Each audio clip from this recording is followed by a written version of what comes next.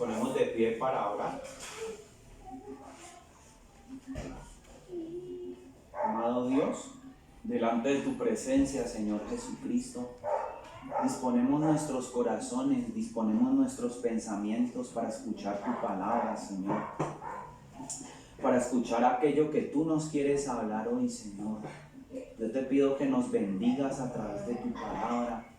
Yo te pido que nos bendigas a través de esta escritura, de esta porción, amado Dios. Padre, hoy yo me quito para que el Espíritu Santo hable a través de mis labios, hable a través de mi corazón, Señor. En esta noche, a través de tu palabra, yo te pido que traigas vida.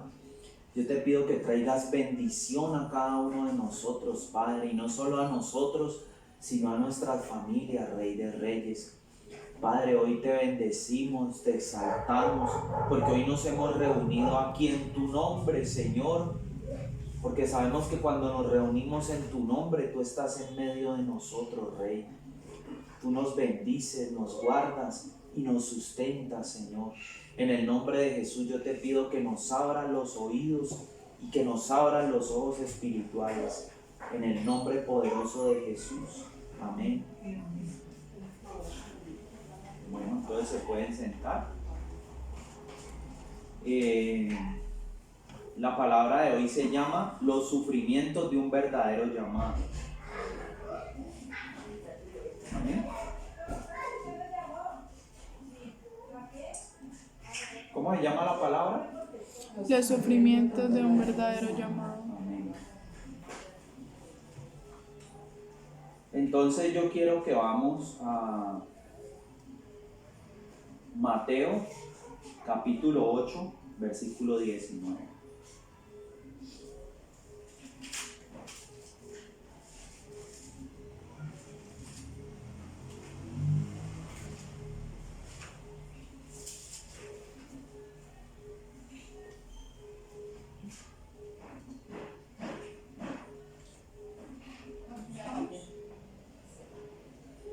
Mateo capítulo 8, versículo 19. Cuando lo tengan me dicen amén.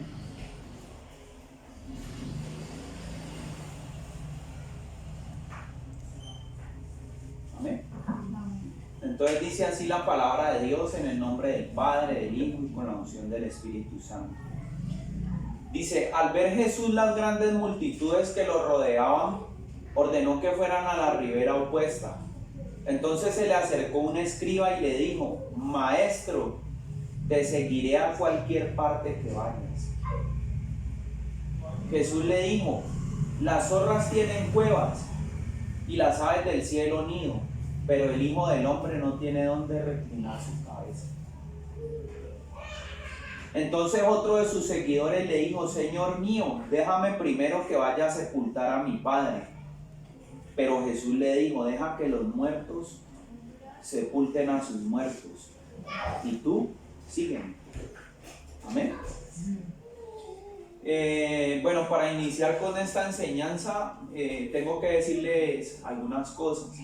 Y es que nosotros cuando empezamos la vida cristiana o cuando conocemos a Dios, a nosotros siempre nos dice el pastor o nos dice la persona que nos da la palabra, dice, es que Dios tiene un propósito con tu vida. Esa es la frase como más común que encontramos pues cuando recibimos al Señor.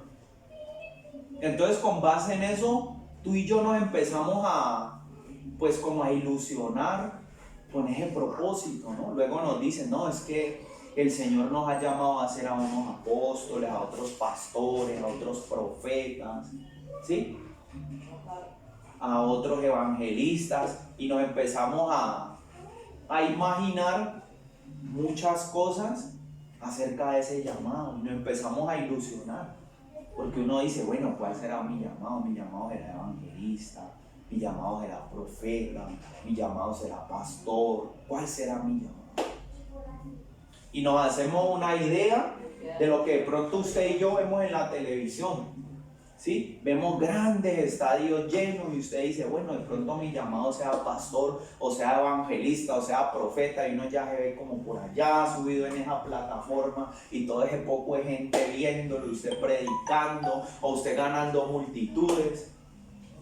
pero, o sea, realmente cuando nosotros leemos la palabra de Dios, hay una parte de esa que sí, pero hay otra parte que es una realidad del llamado que consiste en que usted y yo debemos renunciar a muchas cosas para poder acudir al llamado que Dios nos está haciendo de la manera que Él quiere que usted y yo lo hagamos.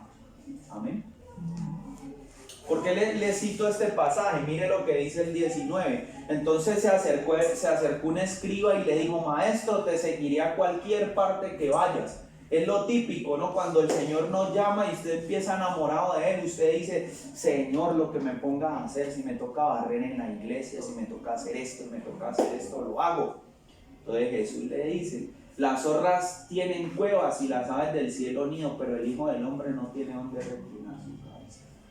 O sea, eso quiere decir que el Señor lo había dejado todo por la obra. ¿Sí? Ustedes saben que el papá era carpintero, pues que ellos eran humildes, ¿no? Pero igual él tenía de pronto una vida como tú y yo la podemos tener, un trabajo, un estudio, muchas cosas, pero él lo que le trata de decir al hombre es: mira, ¿usted me quiere seguir? Yo lo dejé todo. Yo dejé el mundo por cumplir un ministerio aquí en la tierra. ¿Sí? Porque en realidad cuando hay un verdadero llamado, a eso es que nos llama el Señor.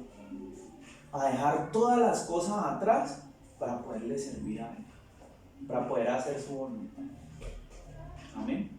Si usted tiene un llamado de profeta, si usted tiene un llamado de pastor, a la hora que el Señor lo necesite, usted tiene que acudir. A la hora que las personas lo necesiten, usted tiene que acudir a ese llamado, porque usted ya es ciudadano del reino de los cielos.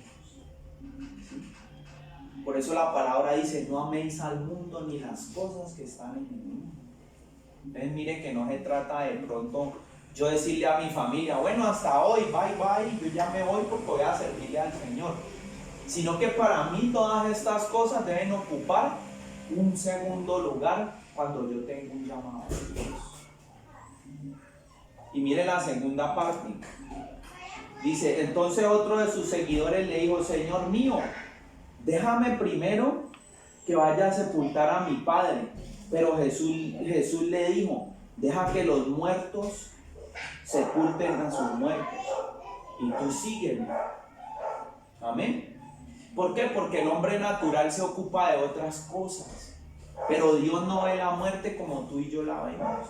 Como tú y yo vemos la muerte, que la persona cayó ahí, pero nosotros tenemos algo más importante en que ocuparnos. No tanto en la vida de este cuerpo, sino en la vida del alma y del espíritu. Pero mucha gente está concentrada en la vida terrenal. Y cuando estamos concentrados en la vida terrenal, nuestra fe está pendiendo de un hilo. ¿Por qué? Porque estamos diciendo: ay, cuando se muera mi mamá, o cuando se muera mi hijo, o cuando se muera mi esposa. Obviamente que a todos nos puede dar duro la pérdida de un familiar, ¿sí? Pero ¿qué es lo más importante? Lo más importante es que las personas puedan conocer a Cristo y que el de adentro, el alma, pueda llegar a una salvación. ¿Sí? Amén. Vamos a Génesis 12:1.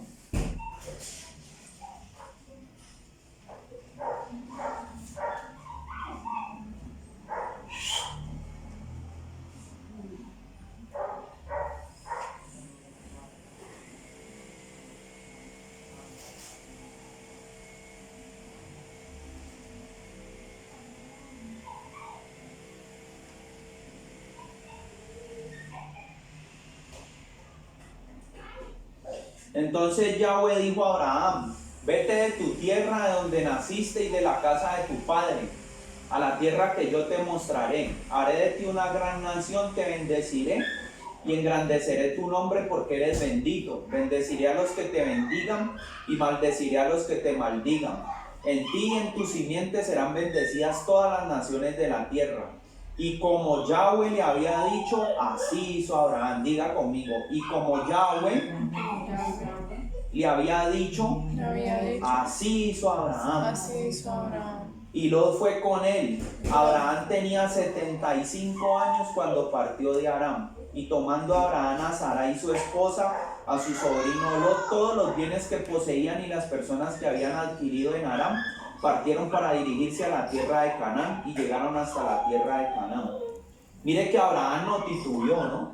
Sino que cuando Dios le hizo el llamado, él acudió. Pero muchas veces usted y yo, cuando Dios nos llama, estamos titubeando. Estamos diciendo, ay, ¿será que sí? No, pero es que yo le sirvo al Señor, entonces yo no voy a poder estudiar, yo no voy a poder hacer esto, yo no voy a hacer lo otro. Cuando en realidad lo principal, o sea, el motivo principal por el que usted y yo estamos aquí en la tierra es para servirle a Dios.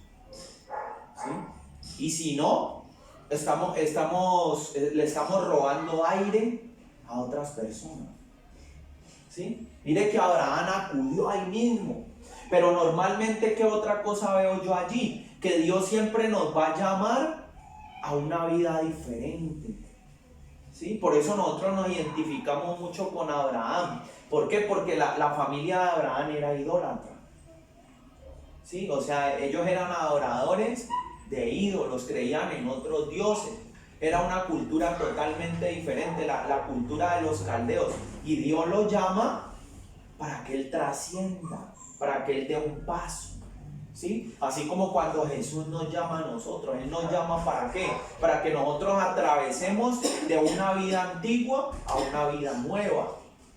¿Sí? Porque muchas veces Dios no nos quiere en el sitio donde nosotros estamos. Porque posiblemente en el sitio donde nosotros estamos vamos a estar estancados. ¿Sí? Porque tal vez en ese lugar hay idolatría, en ese lugar hay fornicación, en ese lugar hay mentira, en ese lugar hay alcoholismo. Pero Dios siempre nos llama a trascender a una vida diferente, a una vida limpia. Juntamente con Cristo he sido crucificado, mas ahora no vivo yo, ahora vive Cristo. ¿Sí? Mediten esas palabras, reflexionen esas palabras. Porque muchas veces el ambiente en el que usted y yo vivimos nos tiene atrancados y no permite que la gloria de Dios o que el propósito de Dios fluya en nosotros. Realmente dependiendo del ambiente o del sitio en que usted y yo estemos, nos está haciendo abortar el plan que Dios tiene con nosotros. ¿Sí? Porque realmente Dios nos está llamando a vivir una vida santa. Y muchas veces el ambiente en donde tú y yo vivimos, pues no ayuda mucho. Amén.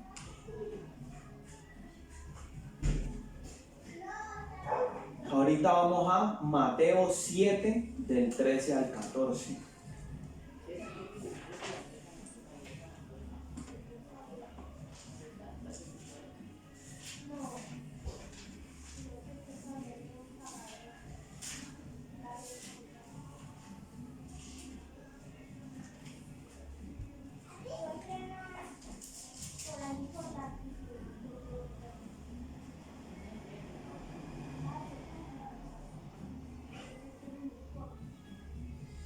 Dice así la palabra del Señor: entren por la puerta estrecha, porque amplia es la puerta y espacioso el sendero que conduce a la perdición, y muchos son los que van por él.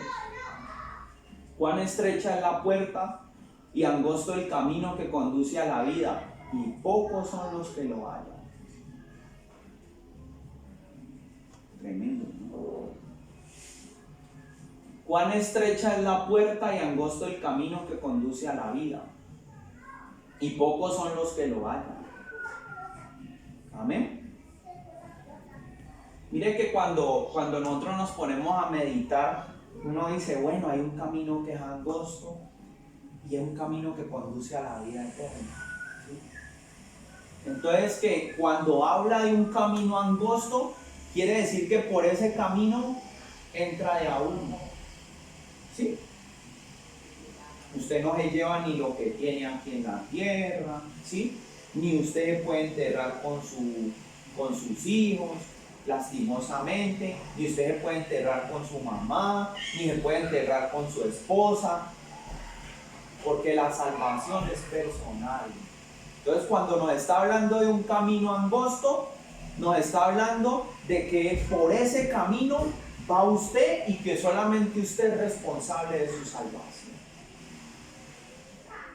Pues sí, qué pesar de mi mamá, qué pesar de mis hijos, qué pesar de mi esposa, pero si no quieren cambiar, recuerda que Dios no te va a decir, bueno, como usted se sacrificó por sus hijos, usted no me quiso seguir por sus hijos, o usted no me quiso seguir por su esposa, o usted le dio tanto pesar de su mamá que no hizo el trabajo que tenía que hacer, entonces tranquilo que yo te voy a dar la salvación. Esto no es así. Porque cuando usted vino a este mundo, usted vino con un propósito diferente al de ella, al de ella, al de ella, al de ella, al de ella. Y cada uno de nosotros es responsable aquí en la tierra por ese llamado. Amén. Y dice la palabra, y pocos son los que lo hallan. O sea que hay muchos caminos que parecen derechos, pero el final de él es muerte. Normalmente, en ese camino en donde tú y yo nos sentimos cómodos, porque usted sabe que el llamado implica una renuncia, cuando nos sentimos cómodos es porque algo está funcionando mal. Cuando estás muy pasivo, ¿sí? Cuando no sales a predicar, cuando no pasa nada en tu vida diferente, ¿sí? Cuando sientes que Dios no te habla, cuando todo se vuelve rutinario, cuando el diablo no te molesta, es porque algo anda mal. Porque es que cuando el diablo no te molesta, es porque no representas una amenaza. Amén.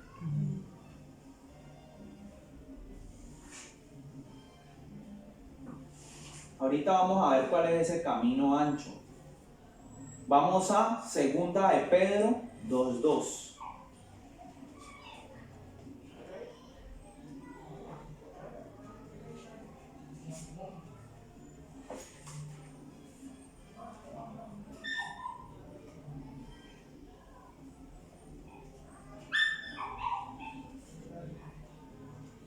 Cuando lo tengan me dicen amén. Mire que cuando ustedes se observan, cuando Dios le hace el llamado a Abraham, Dios lo llama y le dice váyase para Canaán. Otra persona hubiera podido decir, pues estará Dios loco, dejar yo mi casa, dejar todas las comodidades que yo tengo para irme a aventurar por allá. Normalmente la promesa de Dios no se ve. Otra vez, normalmente la promesa de Dios no se ve. O sea, la promesa de Dios no es algo tan hermoso a la vista que usted pueda decir, ay, es que mira Dios donde me está mandando, eso tan bonito que se ve. Normalmente no se ve, ¿sabe por qué? Porque Dios trabaja a través de la fe. Y si usted lo puede ver, ya no es fe. Mire que cuando él le dice a Abraham, le dice, yo necesito que usted se separe de Lot. ¿Sí? Porque es que Lot lo está trancando espiritualmente. Entonces le dice Dios, a donde tú vayas yo te voy a bendecir. Entonces Abraham llama a Lot y le dice, venga Lot, nosotros dos ya no podemos estar más juntos. Coja usted por su lado y yo cojo por el mío. Escoja usted para dónde se va. Entonces a Lot se le abrió la galla y él vio todo ese valle allá que parecía, dice la palabra de Dios, que parecía el huerto del Edén y era Sodoma, ¿no? Y él se fue. Y lo que Abraham veía hacia allá era un desierto ni el berraco. Pero resulta que allá en Sodoma y Gomorra era donde estaba la perdición. Pero Abraham decidió creerle a Dios y no mirar las cosas por vista, sino por fe. Entonces cuando Dios nos hace un llamado, usted dice, uy, ese llamado se ve como muy duro. O sea, ir a visitar a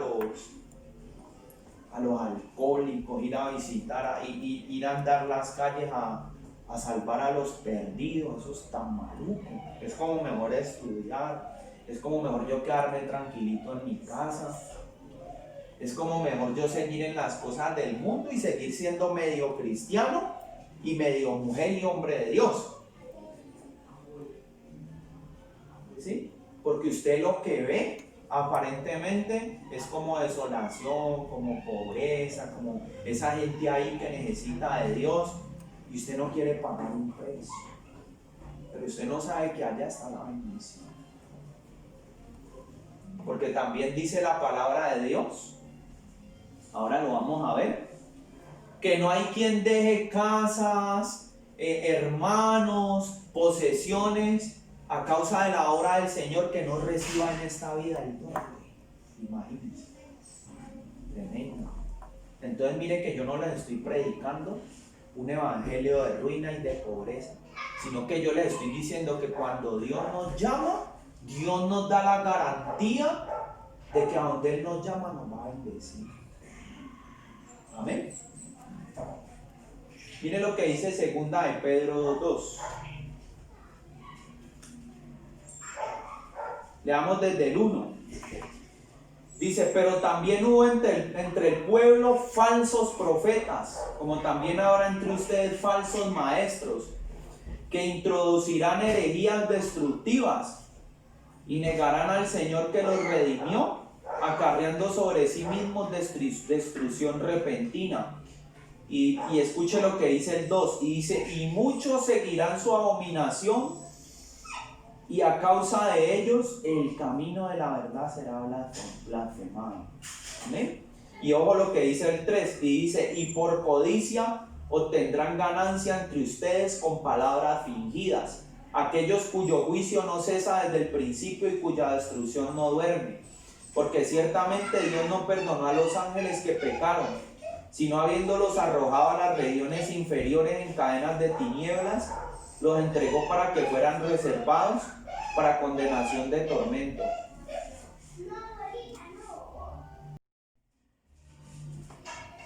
Dice, y muchos seguirán su abominación, y a causa de ellos el camino de la verdad será blasfemado, y por codicia obtendrán ganancia entre ustedes con palabras fingidas. Tremendo, ¿no? Porque mire que hay un camino espacioso. Dice que hay un camino que es blasfemo. Hay dos caminos, usted ya sabe, uno angosto y uno ancho, ¿sí? Pero resulta que el camino angosto nada tiene que ver con las riquezas de este mundo. O sea, un evangelio donde te prometen casa, carro, donde te prometen muchas cosas materiales, o te prometen que siempre te va a ir bien, que no van a haber dificultades, que no van a haber enfermedades, que en el camino no van a haber tropiezos. Ese es un evangelio falso. Un evangelio que apela a la carne. ¿Sí? Y mire que esto es una profecía, dice, a causa de ellos el camino de la verdad será blasfemado. ¿Y por qué es una profecía? Usted no ha escuchado a mucha gente incrédula decir, mire vos cristiano, y es que cristiano y mire lo que hace. Pero es a causa de las falsas enseñanzas, ¿sí? Es a causa de que nada importa, ¿sí? Entonces todo se puede hacer. Entonces es un evangelio donde nada importa. Entonces, como nada importa y usted y yo podemos seguir viviendo como el mundo, según algunas doctrinas o algunas filosofías, entonces el que está en el mundo que dice, bueno, pues para convertidos están ellos. ¿Yo para qué me voy a convertir si puedo seguir haciendo lo mismo? Para eso me quedo en mi casa. Entonces, mire, es una palabra profética, dice, y a causa de ellos el camino de la verdad será blasfemado. ¿Amén? Ahorita vamos a Lucas 18:18.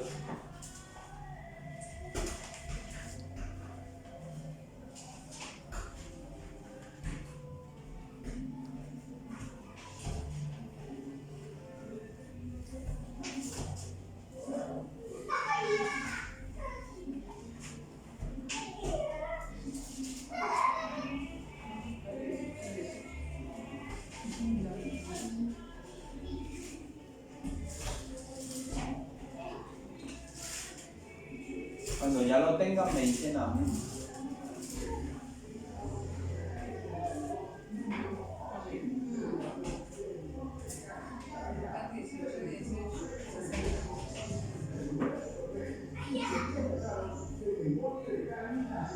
Y le preguntó a uno de los hombres prominentes diciéndole: Maestro bueno, ¿qué haré para heredar la vida eterna? Y Jesús le contestó: ¿por qué me llamas bueno? Ninguno es bueno sino solo uno, Dios. ¿Tú sabes los mandamientos? Le pregunta a Jesús. No matarás, no cometerás adulterio, no robarás, no darás falso testimonio. Honra a tu padre y a tu madre. Y él le dijo: desde mi niñez he guardado todas estas cosas. Al escuchar Jesús esto, le dijo: una cosa te falta. Ve y vende todo lo que tienes y da a los necesitados y tendrás tesoro en el cielo, y después ven en pos de mí. Pero cuando él escuchó esto se puso triste porque era muy rico. Tremendo.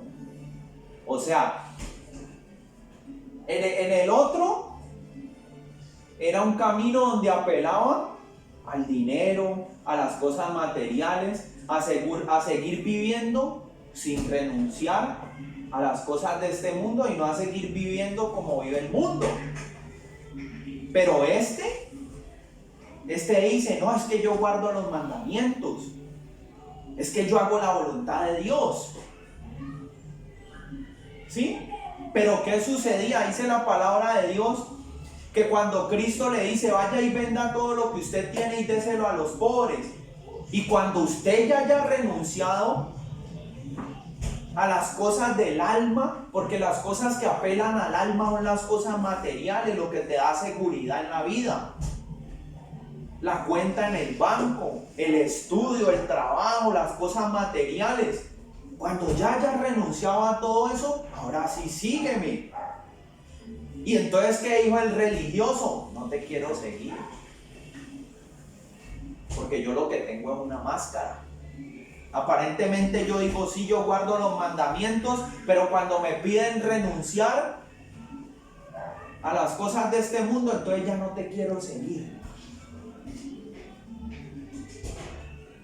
Entonces el camino de la religión es un camino ancho. Y el camino de la religión era cuando íbamos a la iglesia católica, ¿de acuerdo? Que íbamos cada 8 días a la iglesia. Y algunas veces todavía cuando vamos a la iglesia cristiana, muchos cristianos lo hacen. Se conforman con ir a la iglesia cada 8 días, ir a escuchar el sermón del pastor, sentarse ahí en la banca, pero el resto de la semana no quieren saber nada más de Dios, no quieren saber nada más de las almas.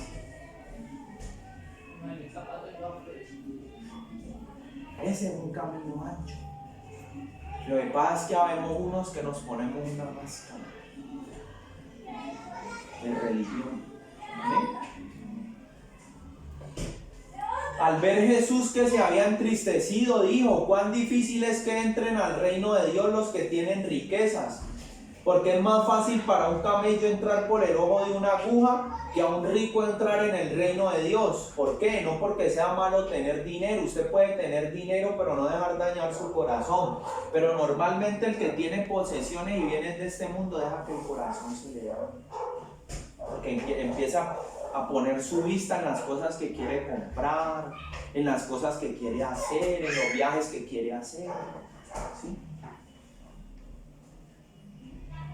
Si yo le pregunto hoy a usted, siendo pobre, si yo le regalara 50 millones de dólares, ¿usted qué haría? Y la gente en frío me dice: no, pues yo fundaría un ancianato, le ayudaría a los pobres, le compraría yo no sé qué a quién. Y eso lo decimos de boca para afuera, pero cuando usted lo recibe, su corazón se abre. Si usted no está preparado para recibir esa bendición, tu corazón se abre. Amén.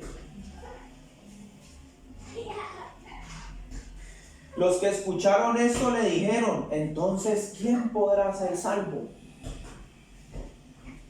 ¿Y usted sabe por qué los discípulos preguntaban esto? Porque los discípulos venían del judaísmo.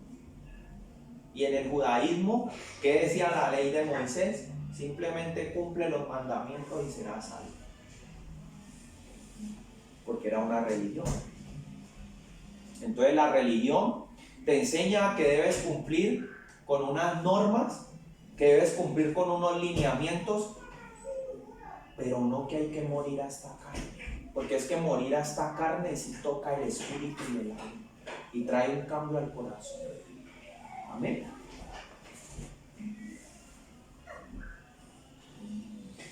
Pero Jesús dijo, lo que es imposible para los hombres es posible para Dios. Simón Cefas le dijo, mira, nosotros lo dejamos todo para seguirte. Y Jesús le dijo, en verdad les digo que no hay nadie, aquí está lo que yo les dije ahora. En verdad les digo que no hay nadie que haya dejado casas o padres o hermanos o esposa o hijos por causa del reino de Dios, que no haya de recibir muchísimo más en este tiempo y en el mundo venidero, y aparte de eso la vida eterna. Lo que pasa es que cuando Dios te llama, usted aparentemente no ve las cosas, usted no ve el beneficio. ¿Por qué? Porque Dios necesita que usted y yo tengamos fe, y eso es más difícil. ¿Por qué? Porque usted y yo como seres humanos necesitamos tener una garantía. Entonces usted le dice para yo ir a tal lado, dame una garantía. Si yo voy a un balneario, garantíceme que yo la voy a pasar chévere allá, y si no, yo no voy y me quedo en mi casa haciendo otra cosa. Y así somos. ¿Sí? Porque para hacer la voluntad de Dios necesitamos fe. Porque dice la palabra de Dios, porque es necesario entender que hay un Dios en los cielos. Y que hay un Dios en los cielos que es galardonador de los que hacen su voluntad. Pero usted sabía que cuando Dios lo llama y usted no acude al llamado, usted es un incrédulo. O sea, usted no está creyendo que Dios existe. Porque usted de dientes para afuera dice, Dios es bueno, Dios recompensa, Dios siempre está conmigo. Pero si usted no acude al llamado es porque usted no lo cree en realidad. Amén. Ahorita vamos a Isaías 58.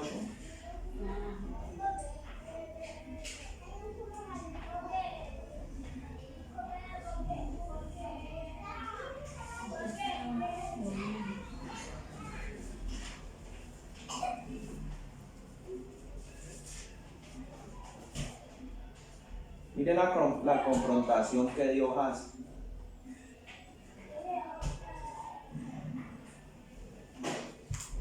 Dice, grita a voz en cuello, no te contengas, alza tu voz como trompeta, haz saber a mi pueblo su iniquidad y la casa de Jacob sus pecados.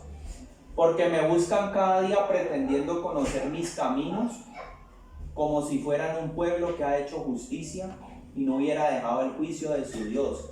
Me piden juicio y justicia, pretendiendo acercarse a Dios. Dicen, ¿por qué ayunamos y tú no lo ves? ¿Por qué humillamos nuestra alma y no te das cuenta? He aquí que en el día de su ayuno hacen lo que se les antoja y presentan ofrenda a todos sus ídolos. Tremenda esa versión, porque usted dice, listo, yo no tengo ídolos. Porque pensamos que el ídolo es el yeso, la estatua, el cuadro, la Virgen María.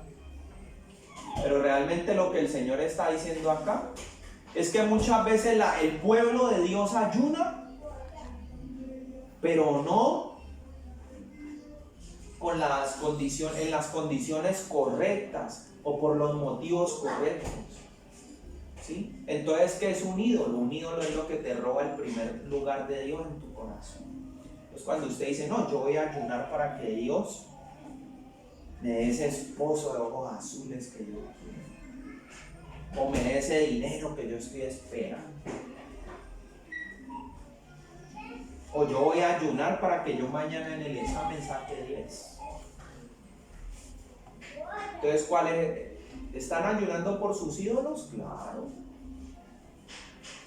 ¿Y cuál es tu ídolo? El estudio, el trabajo. ¿Sí? ¿Por qué? Porque estás ayunando para que Dios alimente tu ego. Amén.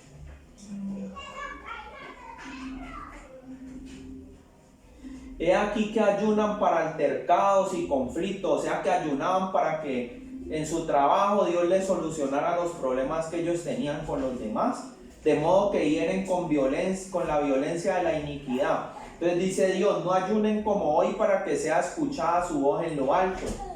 Entonces dice el Señor, este es el ayuno que yo escogí, que el hombre se aflija a sí mismo, que doble su cuello como gancho y que se humille con cilicio y ceniza. A esto llamarán ayuno y día agradable a Yahweh. Y dice, este es el ayuno que yo escogí, que desaten los lazos de iniquidad, que rompas las cargas del engaño, que liberes a los oprimidos y que cortes toda atadura. Tremendo, ¿no?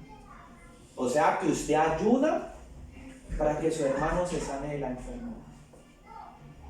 Usted ayuna para que su hermano sea libre de los demonios. Usted ayuna para que su hijo deje de ser ladrón, drogadicto, mentiroso, altivo, soberbio. Usted ayuna para que la brujería que le hicieron a fulano de tal que todavía no conoce el Señor, esa sea deshecha y para que él sea libre y venga a los pies de Cristo. Para eso es que usted ayuna. Entonces, en ese sentido, ¿qué renuncia hay ahí? No hay ninguna renuncia. Renuncia hay cuando tú renuncias a tu propia vida para dársela a otro. Entonces, el verdadero sentido del ayuno es que usted está quitándole la vida a este cuerpo, que parte de la vida de este cuerpo es el alimento, para ofrecerla en favor de otra persona que está atada. Y aquí dice algo tremendo. El 7 dice que compartas tu pan con el hambriento, que permitas entrar a tu casa al peregrino, que cuando veas al desnudo lo cubras y no seas negligente con tu semejante. Mire que esto se parece mucho a lo que Jesús le dijo al joven rico. ¿Sí lo ve? Y mire que a esto Dios le llama ayuno. Y muchas veces usted piensa que nada más el ayuno es dejar de comer. Pero resulta que para Dios el ayuno es cuando usted se priva de sus comodidades para que otro esté bien. Eso también es ayuno. Y lo estoy leyendo en la palabra. Y también lo dijo Jesús. Ve y vende todas tus cosas, dáselas a los pobres y sin renuncia. Amén.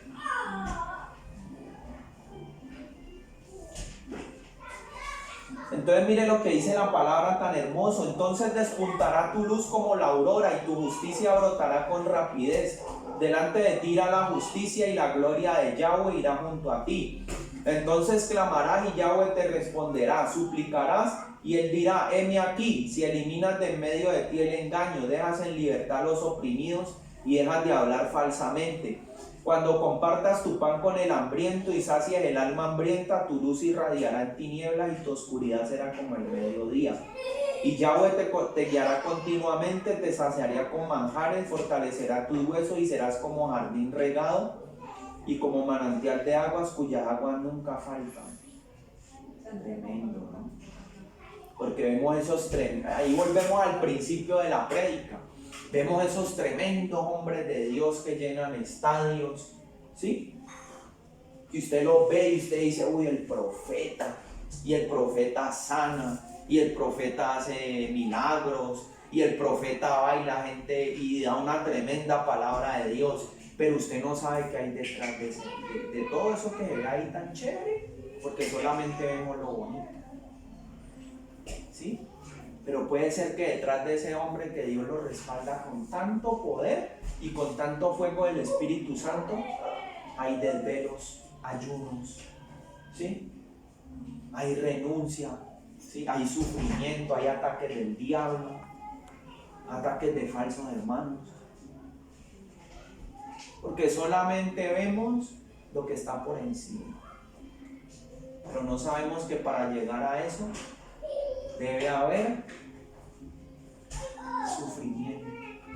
Mire que Jesucristo lo dijo, el que quiere ir en pos de mí, tome su cruz, niéguese a sí mismo y siga. Entonces, si usted es seguidor de Jesucristo, ¿a quién se debe parecer usted? A Cristo. ¿Y qué pasó con Cristo? Padeció.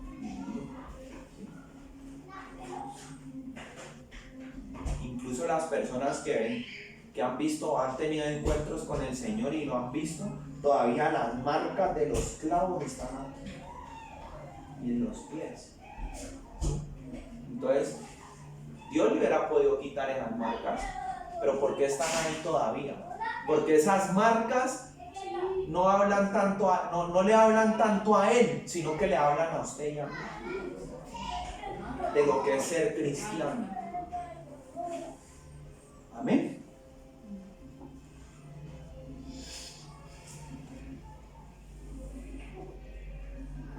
Tremendo, mire que esto habla de poder. Entonces despuntará tu luz como la aurora y tu justicia brotará con rapidez. Delante de ti irá la justicia y la gloria de Yahweh. ¿Eso qué es? Poder de Dios. ¿Sí o no? Entonces clamarás y Yahweh te responderá, suplicarás y Él dirá, heme aquí. Entonces dirá, Señor, que se levante el muerto, el enfermo. Entonces Dios dice, aquí estoy para respaldar. Usted no sabe qué hay detrás de eso. Amén.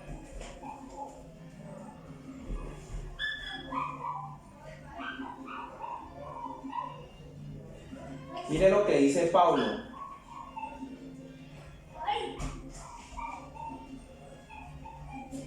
Vamos a 2 Corintios 12.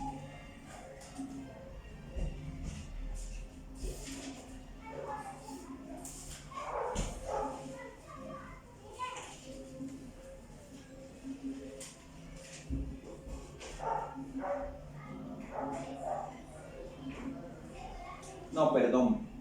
2 Corintios 11, 21.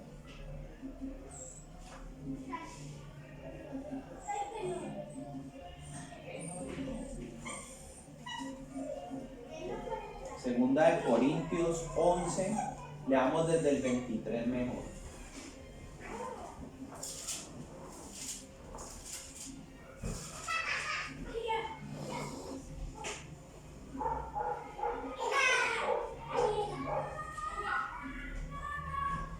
Dice, si son ministros del Cristo, yo más que ellos.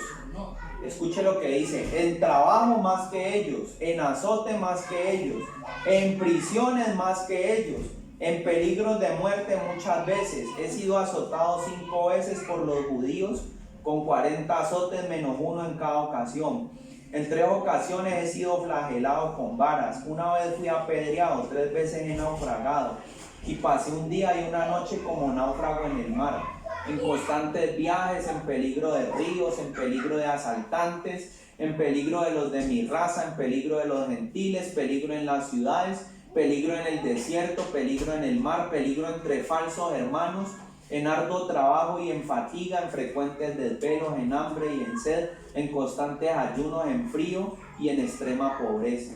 Aparte de muchas otras cosas y de una multitud cerca de mí cada día, está el constante cuidado que tengo de todas las congregaciones. Tremendo. Miren que Pablo estaba describiendo el llamado de él. Y usted sabe que Pablo tenía un llamado verdadero. ¿Sí? Entonces ese llamado verdadero tiene un precio que usted y yo debemos pagar. ¿Cómo se llama la prédica? Los sufrimientos de un verdadero llamado. ¿Sí? Pero cuando en su vida no hay renuncia, cuando en su vida no pasa nada, es porque o no hay un llamado verdadero o usted está desenfocado. Tal vez cuando usted empiece a enfocar en lo que es, entonces va a ver usted que tener en su vida una renuncia, pero también hay un galardón. Amén. Vamos a Jeremías 27.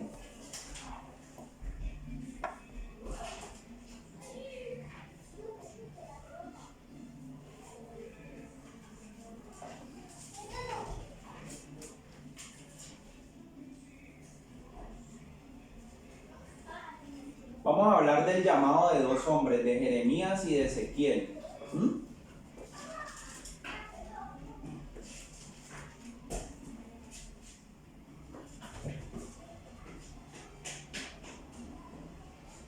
Dice así la palabra del Señor, dice, oh Yahweh, tú me has seducido y estoy seducido. Fuiste más fuerte que yo y me has vencido. A diario he sido ridiculizado y todos hacían mofa de mí. Cuando hablaba y proclamaba acerca de los saqueadores y gritaba acerca de los despojadores, pues la palabra de Yahweh se ha convertido en oprobio y en escarnio cotidiano para mí.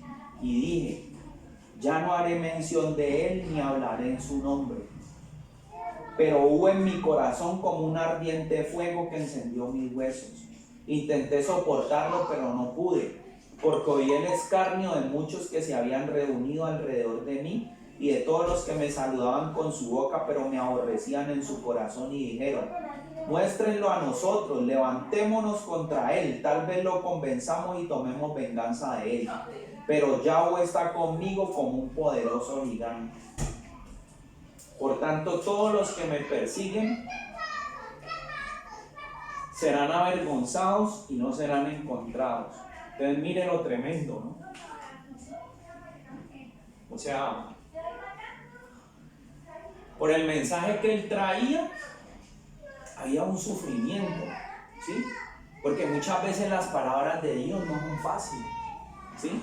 Muchas veces las palabras de Dios estorban. ¿Por qué? Porque las personas que están acostumbradas a vivir una vida apartada de Dios no les gusta que les digan la verdad, ¿sí? Entonces dice la palabra de Dios que cuando hay un verdadero llamado, usted trata de acobardarse, pero ese llamado lo persigue. Amén. Usted trata de huir, pero el Señor le dice, y dice la palabra de Dios que es como un fuego que te quema por dentro, ¿sí? Porque normalmente cuando hay un verdadero llamado, Dios te bautiza en angustia. Amén. Amén. Y estás sentado, quieres hacer otra cosa, pero el Señor te mueve. El Señor te inquieta. Y el Señor te dice, allá están las almas perdiéndose. Amén.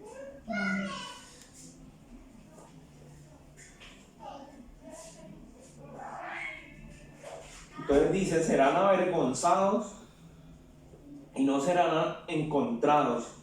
Se avergonzarán en gran manera porque fueron insensibles, vergüenza permanente que jamás se olvidará.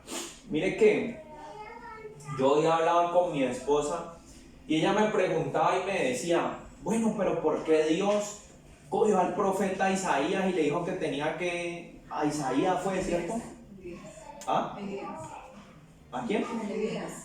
¿A Elías? No, a Elías no, a Isaías. O bueno, porque él cogía a uno de los profetas, ahora no lo tengo en la mente. Entonces ella me decía, pero él lo hizo cocinar popó y lo hizo comer popó. Entonces él me decía, ¿por qué? Ella me decía, ¿por qué? ¿Usted sabe por qué? Porque Dios quiere primero que su mensajero sienta lo que él siente. Porque si el mensajero puede sentir lo que Dios siente, entonces el mensajero puede expresar la voluntad de Dios en mayor perfección. Entonces, ¿qué pasa?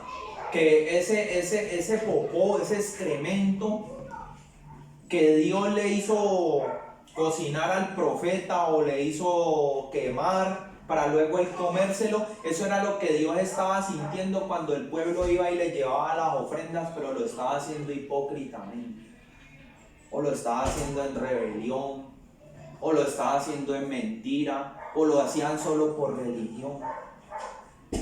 ¿Sí? Por eso Dios dice, en lugar de ustedes rasgar sus vestiduras, rasguen su corazón. ¿Sí? Porque hay ofrendas, las ofrendas que Dios recibe son las ofrendas de tu corazón. Usted le puede llevar cosas muy hermosas, pero en esas cosas que usted le lleva muy hermosas a Dios, ahí está quedando espiritualmente grabado tu corazón. Amén. Entonces, como está quedando grabado tu corazón, tú les puedes llevar a Dios aparentemente algo muy bonito, pero a los ojos de Él es inmundo, como estiércol. Entonces eso era lo que Dios quería representar. Era el profeta Ezequiel, ¿sí? Entonces Dios quería representarlo y decirle, mire, así Ustedes me traen ofrenda y yo todos los días delante de mis ojos veo excremento. Entonces él lo hizo con Ezequiel para que Ezequiel pudiera expresarle al pueblo lo que Dios estaba haciendo. Amén. ¿Usted cómo cree que se siente Dios si yo soy narcotraficante? ¿Sí? O si yo soy un asesino, o si yo soy un adúltero, y yo hoy llevo 10 millones de pesos a la iglesia, pero sigo en lo mismo. Entonces, ahí está la historia de la viuda pobre. Entonces yo hoy llevo 10,000 pesos, pero fue lo que yo me gané en la semana, pero yo camino en rectitud y en justicia. Entonces, ¿quién hizo una mejor ofrenda?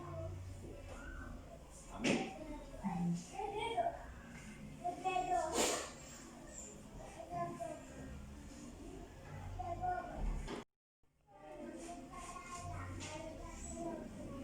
Amén.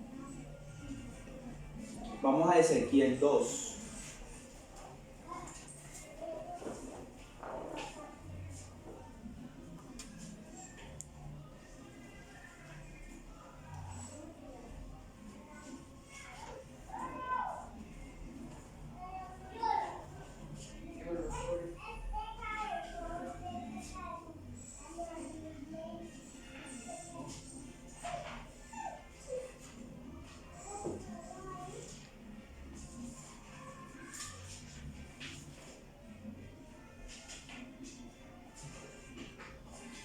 Dice, y me dijo, hijo de hombre, ponte de pie y hablaré contigo. Y el Espíritu entró en mí cuando habló conmigo e hizo que me pusiera de pie y oí al que habló conmigo. Y me dijo, hijo de hombre, yo te envío a los hijos de Israel, a un pueblo rebelde que se ha rebelado contra mí. Ellos y sus padres se han levantado contra mí hasta hoy. Yo te envío a los descendientes de duro semblante y corazón endurecido. Les dirás, así dice el Señor de señores, tal vez escuchen y tiemblen, aunque son una casa rebelde, y sabrán que tú eres profeta en medio de ellos. Pero tú, hijo de hombre, no les tengas temor ni te perturbes por causa de sus palabras, aunque te acusen falsamente y te rechacen, pues moran entre escorpiones. No tengas temor de sus palabras ni te perturbes por causa de ellos, pues son una casa rebelde. Más bien, háblales mis palabras, tal vez escuchen y tiemblen, aunque son una casa rebelde. Pero tú, hijo de hombre, escucha lo que te digo, no seas rebelde como la casa rebelde, sino abre tu boca y come lo que yo te doy. Entonces miré y aquí que una mano estaba extendida hacia mí, un libro en rollo había en ella. Mire, tremendo, ¿no? Porque muchas veces la gente no le va a agradar lo que tú digas. Y normalmente Dios te habla, te manda a hablar donde necesita ser así en la llaga. ¿Sí? Porque si todos los que están en la iglesia fueran santos y fueran justos y fueran perfectos, pues no había necesidad de predicador. Pero precisamente el predicador o el que va a llevar la palabra va a poner el dedo en la llaga. Porque principalmente usted va a poner un dedo en la llaga, pero luego ese dedo que usted puso en la llaga va a traer sanidad. Eso es como cuando usted coge una llaga que está podrida, pero por encima se ve sana. Pero usted cuando le empieza a echar cuchilla y a echar alcohol, eso al principio duele, pero después sana. Entonces normalmente Dios, cuando nos hace un llamado, nos manda eso. A hablarle a la gente de su pecado, hablarle a la gente de su maldad, hablarle a la gente de que si no se arrepiente hay un infierno, de que si no cambia va a perder la vida eterna. Y eso es duro, porque hay gente que no quiere cambiar. Y a eso era que Dios mandaba a los profetas. Pero Dios le dice algo muy interesante al profeta, y él le dice, ojo con contaminarse, ojo con adecuarse a la vida que ellos están viviendo y predicar un mensaje que yo no les mandaba a predicar. Hable mis palabras, le dice. ¿Sí? Entonces a usted nunca se le puede olvidar eso.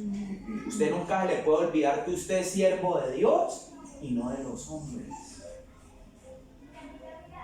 Que así a la gente no le guste, usted está haciendo la voluntad de Dios. Amén.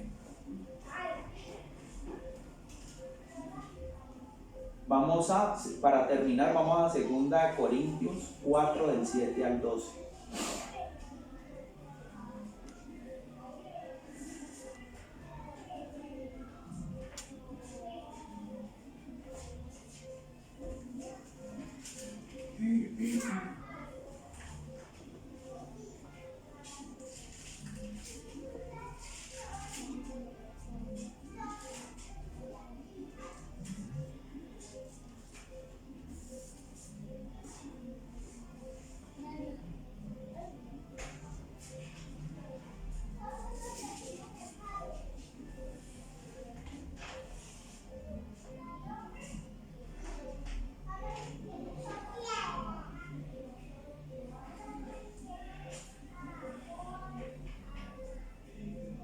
Dice, con todo tenemos este tesoro en vasos de barro, para que la grandeza del poder sea de Dios y no de nosotros. En todo somos afligidos, dice Pablo, pero no estamos agobiados, fatigados, pero no vencidos, perseguidos, pero no desamparados, abatidos, pero no destruidos, porque siempre llevamos en nuestros cuerpos la muerte de Jesús, para que también en nuestros cuerpos se manifieste la vida de Jesús. Porque si nosotros que vivimos somos entregados a la muerte por causa de Jesús, del mismo modo también la vida de Jesús se manifestará en este cuerpo mortal. Ahora en nosotros obra la muerte, pero en ustedes la vida. Mire que este es como un juego de palabras, pero una revelación tremenda, ¿no? ¿Sí? Porque ¿qué hacía Pablo? Pablo sufría muchas cosas, ¿sí? Persecución, azotes, él sufría todas esas cosas, pero a causa de lo que él hacía, que era un trabajo para Dios, a causa de ese trabajo que él hacía, muchas personas volvían de la muerte a la vida. ¿Y a través de qué? De la predicación, porque cuando usted hace el verdadero trabajo y usted predica el verdadero evangelio de Dios, usted está trayendo las almas a la vida. Entonces él decía, mire, todas estas persecuciones, todas estas aflicciones, todos estos agobios no son en vano, porque este cuerpo cada día se desgasta y este cuerpo cada día sufre por la obra, pero a pesar de que sufre por la obra, en mí se está manifestando la vida de Jesús. Y como se está manifestando la vida de Jesús, ustedes que estaban muertos en sus pecados ahora vuelven a la vida. ¿Sí? Entonces mire que el trabajo no es en vano. Por allá hay un pasaje que no lo tengo ahorita claro dónde está, pero dice, ustedes tienen que tener en cuenta que el trabajo que nosotros hacemos es del cielo. Entonces si el trabajo que nosotros hacemos es del cielo, pues usted no lo va a ver muy visible aquí. Usted no espere honores de los hombres, porque el trabajo de nosotros es ¿de dónde? Del cielo. Amén.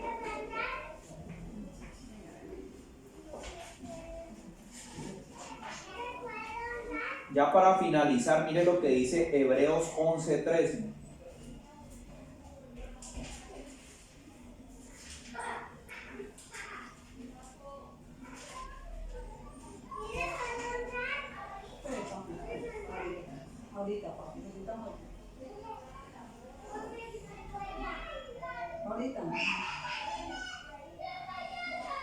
Dice, todos estos murieron en fe. O sea, aquí está hablando de quién, de todos los patriarcas, ¿sí?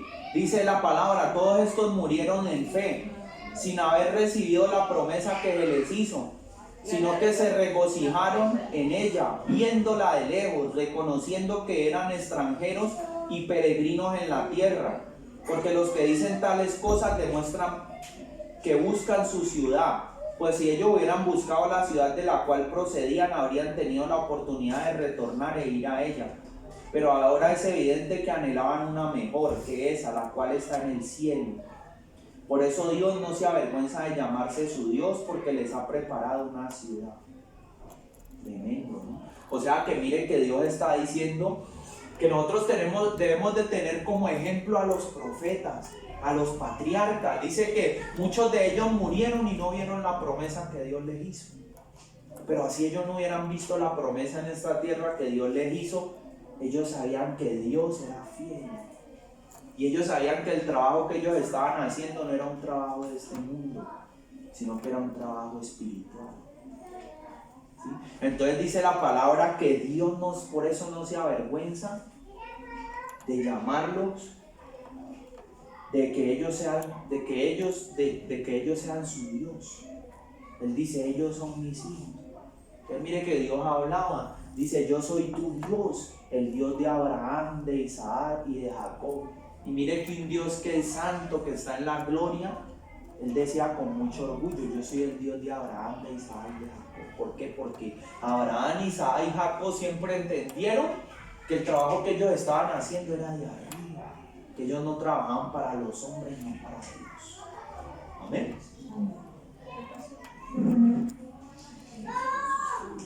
Entonces, esa era la palabra que yo les traía hoy. No sé si de pronto tengan alguna pregunta.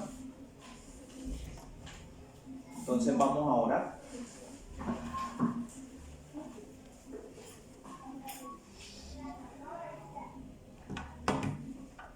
Señor Jesús, delante de tu presencia disponemos nuestras vidas, disponemos nuestros corazones, Señor.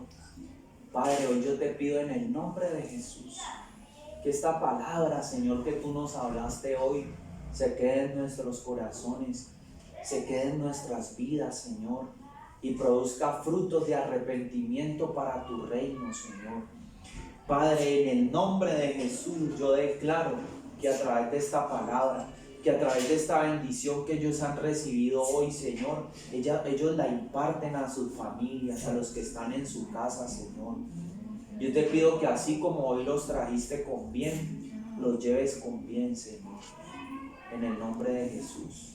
Amén.